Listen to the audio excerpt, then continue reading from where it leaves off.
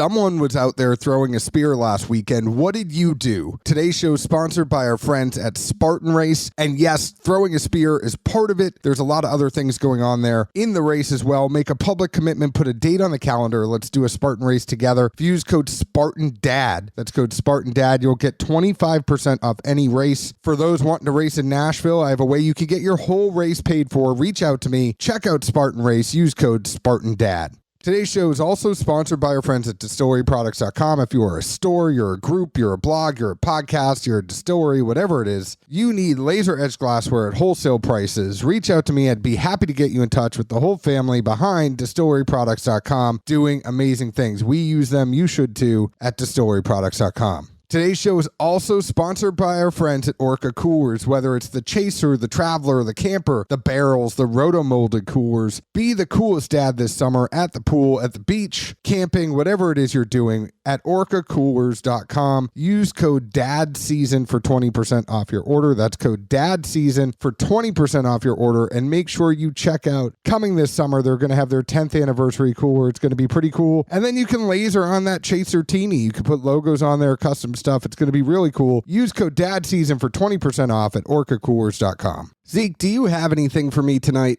No, dummy. Remember, it's your turn. This one of the few times you have a funny story to tell. You talking about the locker story? You know it. So for those of you that follow our Instagram, yes, my daughter got sent home last week from camp for putting a kid in a locker. Now, I personally really don't think it was that big of a deal. It was kind of kids being kids. I know you want the whole story here, Zeke, but what happened was they were changing after going to the pool, and the girl put my daughter in a locker and did not lock it. And then my daughter put her in a locker and locked it. But she's 6 and didn't know how to work the lockers at the gym. So she didn't know how to get her out. They were kind of stuck. She went to the counselors and said, hey, I locked this girl in a locker. The counselors thought by saying, I locked the girl in the locker, she knew it was wrong. I did not yell at her when I picked her up early. Instead, I took her to the locker room and spent 30 minutes with her, teaching her how to use the locks at the gym so this would not happen in the future. So I know it's not as funny when you talk it out because it was kind of like, you're calling me in for that? Like, that looks like a learning opportunity for me and a teaching opportunity for y'all. Well, I think your verbiage is not doing the story a good angle either. I think put in the locker is possibly a really bad way to say it, especially considering like your daughters like my kids. They take after you and I, and they're pretty damn tall. So explain to me what other kid just put yours in a locker? Well, they put each other in the locker. They were playing and they were getting the locker. Saying, like the fact they both were in a locker, like I don't think it would be what you and I would immediately think of like high school hazing or like a kid getting put in a trash can head first because shit happens. But no, this was totally playing. This was not a bullying situation at all. This was just like when keeping it real goes wrong. Well, that's what I'm saying. That's why I put in the locker is you're not doing yourself any favors here, bud.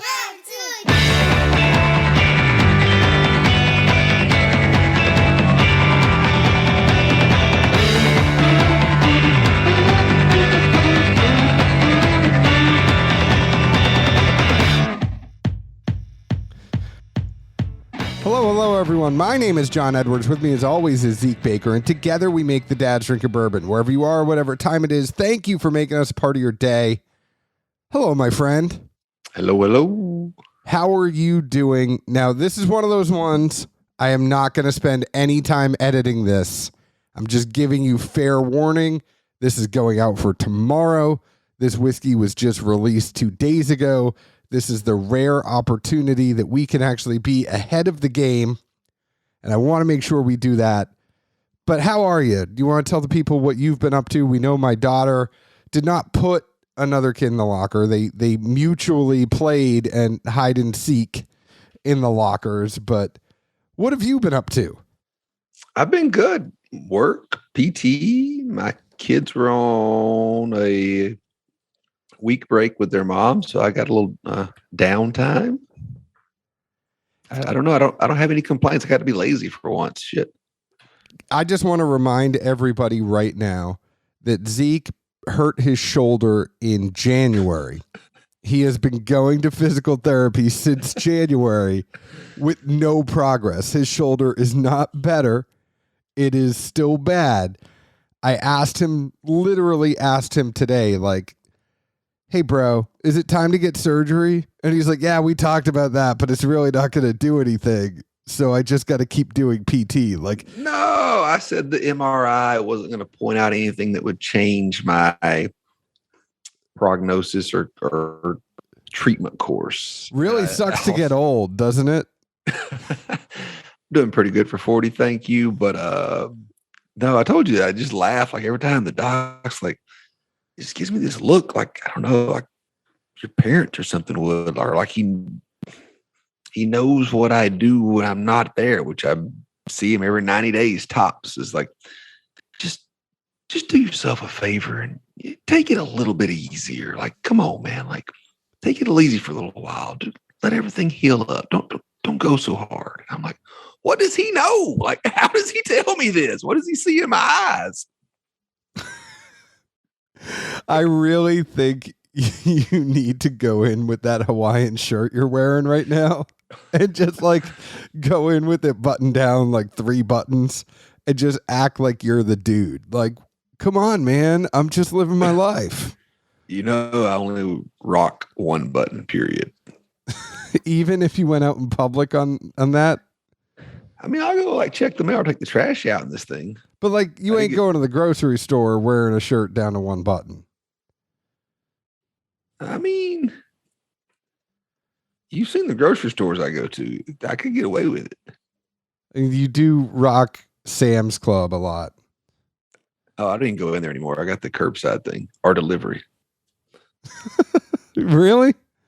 Yeah, it's like $5 more. Why not? Man, that's laziness right there. Oh, sure. I just enjoy going in and doing the shopping. I think it's, for me, it's like a chance where I can put some headphones in. I can listen to a podcast. I get a little bit of me time. Like, I don't mind doing the shopping. I will volunteer to do the shopping just to get some me time. I mean, you talking groceries or Sam's or like wholesale? Either. There's not that much to get. Either Target, Whole Foods, Sam's, whatever it is, Costco, wherever you need me to go, I will go. Well, my only thought would be on, that whole premise of folks always say, when you have a list made out and you only shop off your list, you spend exponentially less. So if you do the online order, you have to have a list almost, and then you just go pick it up and throw it in your car or whatever. So then you're still not getting stuck by any of the gimmicks and therefore not spending any extra money on non-useful things. Thank you for the tip of the day, Zeke. The more you know. I'm just trying to help people, man. My grandma will be proud right now. Let's move into this whiskey from Heaven's Door. This is aged 10 years. It's a straight bourbon whiskey. It is the first release of their Decade series. Now, I have a lot of information here because I heard this phrase, or not heard, I read this phrase, and I was a little taken aback. And I'm like, this doesn't sound right. So it says on this little press release, I'm holding it up so you can see it. The people can't see it, but it is a 1-pager. It said, ahead of the bourbon boom and long before the brand was created, the founders of Heaven's Door began collecting aged whiskey barrels, and now those barrels are ready to be shared. And I was like, what the hell? Like, the brand, I think, really started in 2018. So what do you mean they're going back, to 2012? So I had to do a little digging. What were you going to say? Well, I was originally going to say that it kind of seemed a bad play on words to say, like, before the brand was created, but the creators of the brand had barrels. Like, well, you have barrels, you can have a brand. But then very, very coincidentally, literally 2 nights ago, I was with a buddy at the whiskey house, and he's just casually like, we're sitting just having some pours and bullshitting. Oh, by the way, I own 250 barrels now. What? I'm not even shitting you. I was like, do what now, man? Like, run that back one more time. Like, he's like, some stuff came up. I knew some people. It seemed like a good investment opportunity. And I'm like you own them? He's like, yeah, let me know if you think we got an idea here down the road one day. We'll have some fun. I'm like, all right. Glad I got your name and number, and we've been friends for a few years now. We're going to have to talk about this offline outside of this podcast. I think, your friend could be my friend if they're not already. We don't need to know who it is, but let's hang on here for a second when this is all done. Didn't mean to button hook you. No, you did a little bit, but what I will tell you is Heaven's Door's origins. They were in 2015, and in that year, Bob Dylan had trademarked the term bootleg whiskey. So, you have the bootleg series that came out. We had the Mizunara that was one of the first bootleg series that came out. It had that really nice bottle that was a Bob Dylan painting turned into the bottle, and a ceramic bottle. It was really nice. But by 2018, Heaven's Door was out, and there were two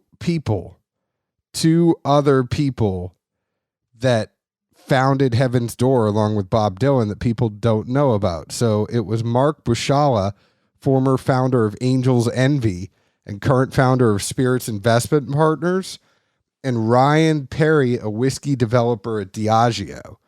So knowing that, it's like, oh, they could have had barrels 10 years ago, considering that they came from Angel's Envy and Diageo.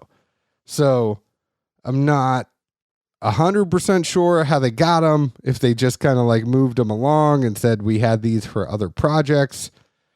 I'm not sure how much of that is marketing and how much it is true, but that's the story they're going with. Huh. I honestly didn't, realize that Dylan had been on it supposedly since day one. I figured somebody to set him up as like an investment kind of thing. No, once he coined that term, bootleg whiskey. See, all these errors are going to be in here that normally I edit out, but it's going to annoy me. Hopefully it doesn't annoy all of you. But once he coined the term bootleg whiskey, then the two of them reached out to him and said, hey, let's do something. So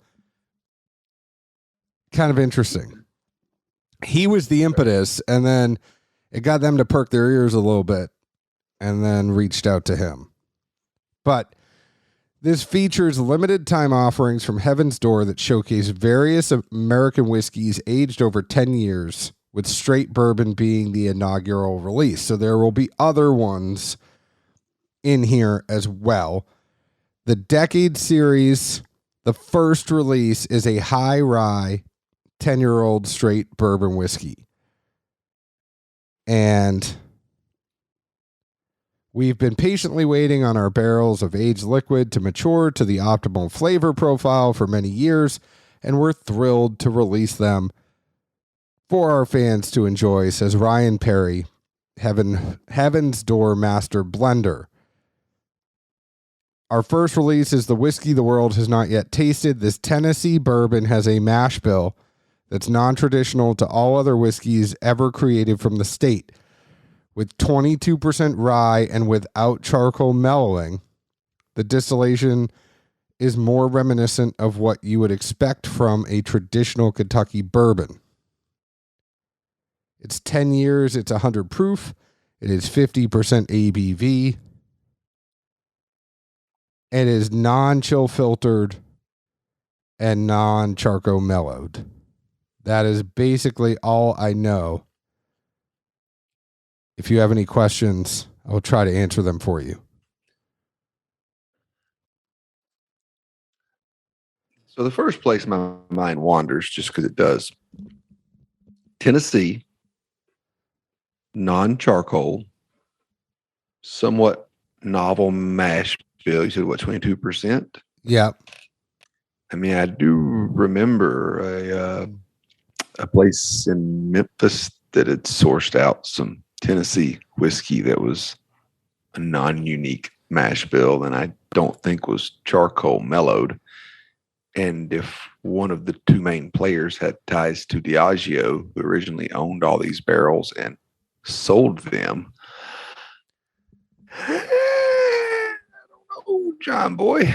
No, I mean, I think it's very plausible. We know it wasn't Jack that gave him these, and the only other place in Tennessee that could have given 10-year whiskey was Tullahoma, because TDC hasn't been making whiskey for 10 years. So, and Pritchard's isn't giving them whiskey. So there you go. P.S. legal distilling in Tennessee didn't really start. You couldn't have even done it in 2012 anywhere other than Jack or George. Legally. Funny if they actually did, end up with these same barrels, which I, like I say, would presume would be due to the ties with Diageo, which, also quit selling them as far as I knew, 2 years ago now? Yeah. 1 year? But they must have had these before, from when they originally did some stuff with Heaven's Door, and they put them and they were aging them, and then said, okay, they're 10 years old now. They're ready to go.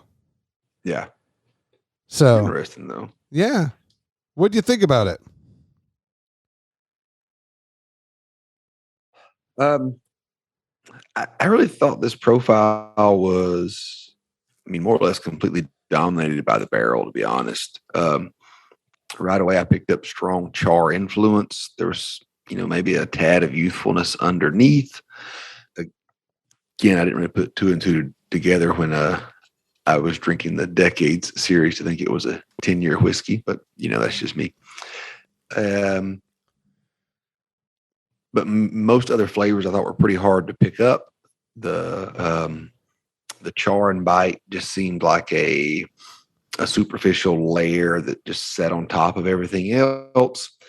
Towards the back end, I thought it fell pretty flat. I didn't get hardly any finish at all, but a singe did kind of linger around on my tongue.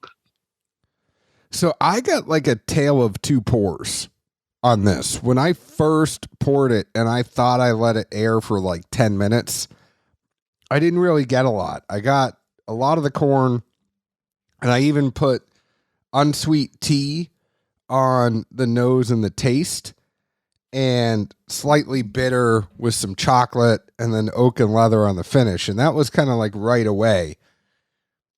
Once I let it air even more, and it had just kind of been sitting out, and I've been moving her around as you and I have been shooting the shit, a ton of vanilla comes through on the nose, but then the taste gets dominated by the oak. Just like you said, like the barrel takes over the taste, and it's not a sweet oak like you and I would like. I think it's a little bit more of a bitter oak, but to each their own. If you like oak, this will be your jam. The price for this for the 10-year whiskey is $99.99. I'll just say that it is a very reasonably priced LTO.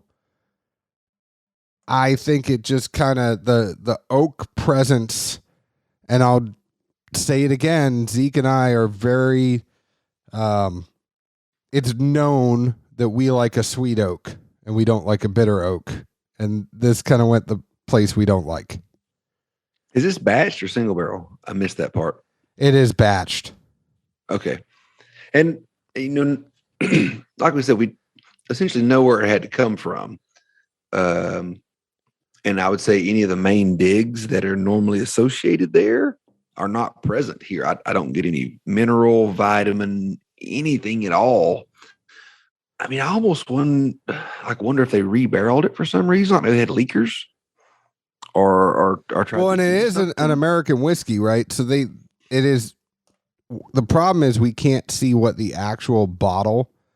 Okay, I guess it says Heaven's Door Straight Bourbon Whiskey.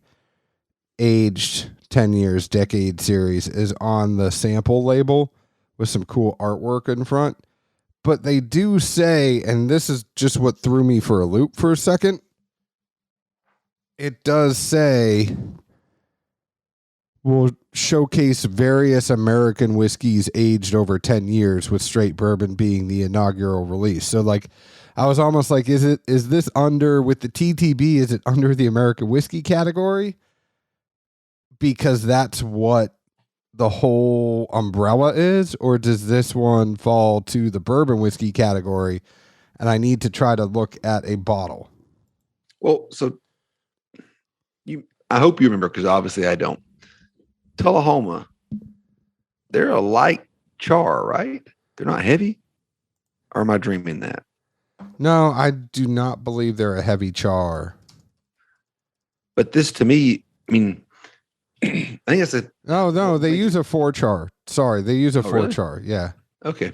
I just feel like when we say oak in this, it's because it comes from the wood, but it comes from the way it's charred and how that leaches into the product, not necessarily like tannins and other things you associate with, I guess, like inner wood and 10-year aging.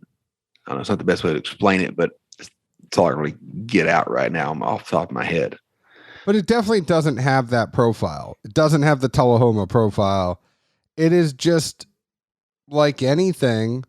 There are some things that have a very high char oak side to it, and then there's some that don't, you know? I mean, the way it's just kind of salty and parching, it really reminds me of some of those Indiana barrels we've had that are Indiana juice in barrels they bought, yada yada, that over time just really showcased the first portion of the oak they touch in that char versus anything they could leach out and truly mature in, as far as like the layers of the wood. I totally understand that, and that is kind of what I see here as well. I think it's totally like some of those ones that we've talked about before. But that's where I am. I don't think, like I say, the price for an LTO is not bad. I just, the juice doesn't hit me very well. And I guess even more, I don't know the word, but having had what you or I could probably presume were similar barrels that were single barrels that, under a different NDP, they didn't taste like this. They didn't have that profile to it, No, I agree. I almost wonder just what would get that oak to go away. And I have a lot of questions there. I would want to play around. I mean, it's like you got to see what the components are, and we can only speculate on it. What are the components and what are the profiles of the barrels that they got on their own? And is there a way to change this blend up, or did they just say, okay, here's all our 10-year stock, we're just going to dump it together rather than effing with it a little bit? Well, that's also what is more confusing, because any of those 9 or 10-year picks that came out of Memphis that had sourced presumably the same damn juice, they didn't have this at all. And, if you batch, I mean, the purpose of the batch is to, have a more regular and consistent product. Like, how did the needle move that far? Like it just seems like almost like a double negative or something. I know. Well, thank you so much, Heaven's Door, for sending this our way. There are some that we really enjoyed from Heaven's Door.